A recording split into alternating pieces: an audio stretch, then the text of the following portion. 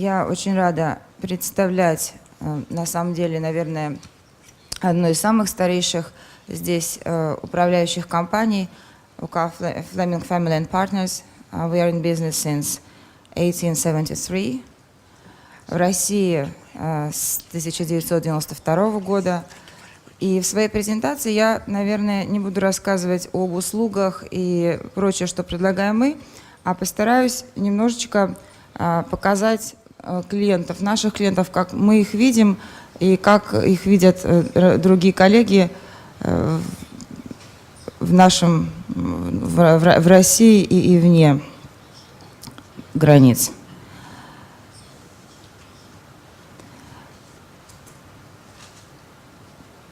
В общем, я перехожу на английский, действительно будет быстрее. You know that we are in Moscow, we are home to the world's wealthiest and probably one of the most prominent part of the wealth, global wealth. Last year, despite of the crisis, Moscow has become the place where most of world's billionaires live.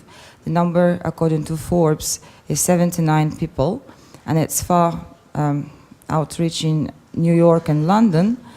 And despite of the crisis, Moscow added 21 billionaires to the family. And this whole family now retains assets of about 375 billion US dollars, which is also the biggest wealth concentration of wealth in any city in the world. Russian billionaires created 30,700 US dollars per capita of population. And that's almost as much as, for example, New York, where this number stands at about 47,000. I think it's pretty interesting, these dynamics. Now, interesting to see how that tremendous growth transpire within the global framework. On this chart, provided by BCG, you see the growth in global wealth. The numbers are as of end of 2010. The biggest growth is coming from Asia Pacific, but in absolute terms, United States of America still leading the herd. Latin America, Africa, and Middle East all together now, in terms of growth, represent a quarter of the world growth of high net worth individuals. The thing is that Russians do not transpire here. We don't see Russia anywhere on this chart. So we were thinking, why does that happen? The thing is that Russian wealth management industry is very young, and it is actually quite often forgotten by colleagues abroad. Russian wealth management, asset management industry exists just maybe barely above 10, 12, 15 years ago. On this chart you see the number of asset management companies on the left, right side, right for you, left for me. It all started actually back in '97, but we don't have really clear data for that. In 2003, there were only about 80 asset management companies. Nobody really knew what is it all about. And you see the tremendous growth up until the crisis in 2008 to more than 5,500 companies working in the Russian market space. However, after the crisis, the number of companies quite substantially diminished. And on the left-hand side over there, you see their value of funds as measured by the investment funds. And actually, Russia started in '97 from just about 13 investment funds. That's how the wealth developed. So we're very, very young. The most important thing here, I guess, is the stagnation point. After the tremendous growth, we have a really stagnation in terms of assets under management in the Russian market space. And these charts show also the rise and fall of Russian asset management, why it has happened so. With the line, you see the performance of the RTS index, with bars, the assets under management. Clearly, important in 2009-2010, despite of the very good growth in the value of companies in terms of market capitalization and performance, you see that there is a gap. The funds have been moved away. Any gains, anything that people were able to gain and the market were moved away. And this money drain is also confirmed by different official sources. This chart shows actually the outflow of private sector capital. And in different sources, you find quite different numbers. Troika Dialogue published about 32 billion that left Russia last year. That range is quite wild. These numbers are from central bank as suggested by Bloomberg. But the trend is, a negative trend is here. The money still are going away from Russia. More Russian high net worth individuals are looking for advice abroad.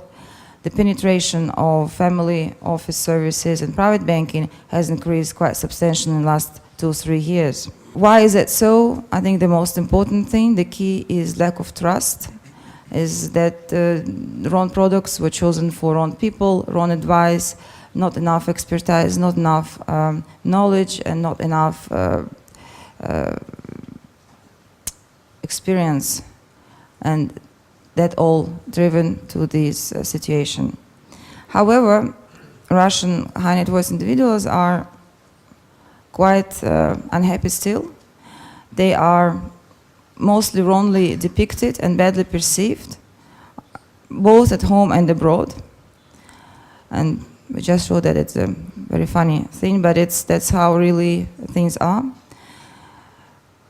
And the thing is that because Russia's wealthy are quite different from what the West used to know at this level.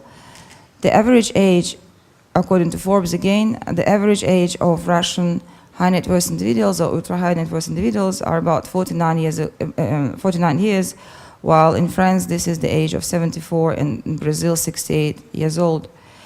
The nature of Russian wealth is also quite different from what we see in the West. These are wealth creators, 100% are self-made, and even compared to America, the traditional self-made market, only 68% we see there are wealth creators, the else are highs.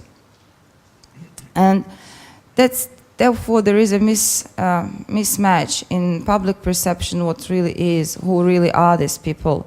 And in general, because we are seeing them every day and we know them, they are capable, literate on financial matters, they are very experienced, they participate in all and each aspect of economic life.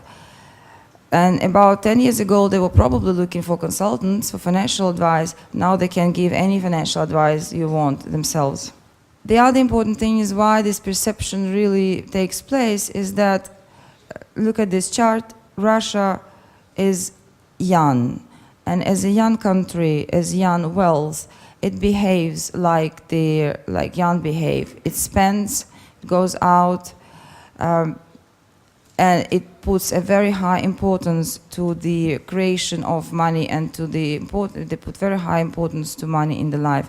See from this chart, Russia stays out there. How does that work? Here, about 80% of Russian wealthy people consider that being rich and having lots of money is very important, or rather important. If you go down, the more countries, the more developed is the country, the less importance people are giving to having a lot of money. And that's a normal behavior when your basic needs are satisfied. We all know from economic course, when you satisfy your basic economic needs, you become a bit more relaxed about the rest. That also is confirmed by the way the habits of Russian wealthy. A lot is spent on luxury. Russians actually are the third most important consumers of luxury goods in the world.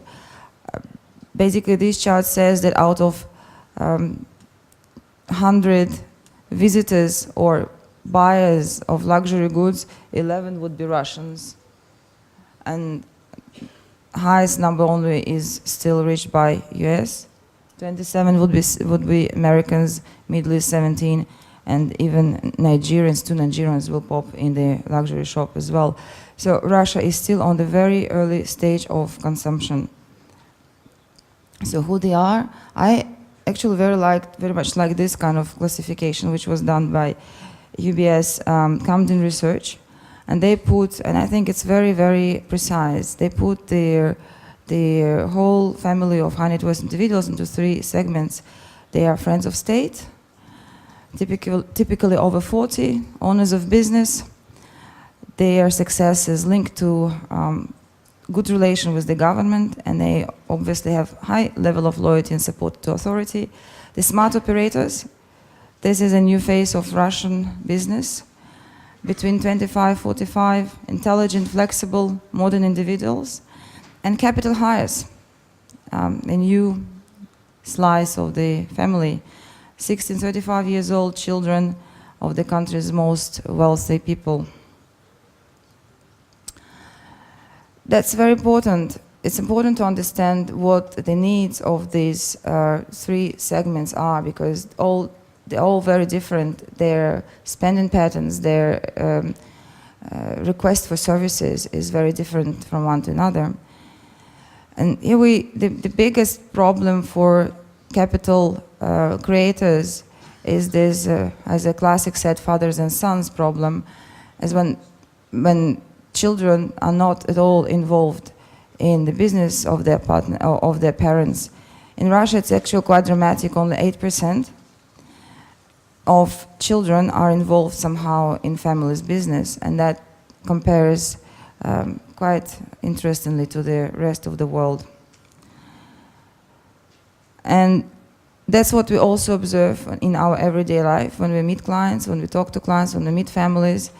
The offsprings, as a rule, are well educated, and they do speak English and other languages. They know a lot about luxury wines, houses, and so forth. But they work probably 2-3 hours a day, and they rarely can handle a week in the office. They don't really like responsibility, and they like to delegate that to others. So basically, to conclude, what are challenges, what are opportunities in there? I think opportunities are pretty much clear. Challenges is to return the trust, and each of the segments, understanding the segments of our client base, understanding their specific needs, and from understanding, as my colleague from Credit Suisse said, we will be able to build probably a good service network here in Russia, and can probably continue competing with our colleagues from Switzerland and UK. And as a concluding remark, I would say that always remember that wealth creators were smart enough, whatever segment they belong to create this wealth, and they will most probably outsmart you.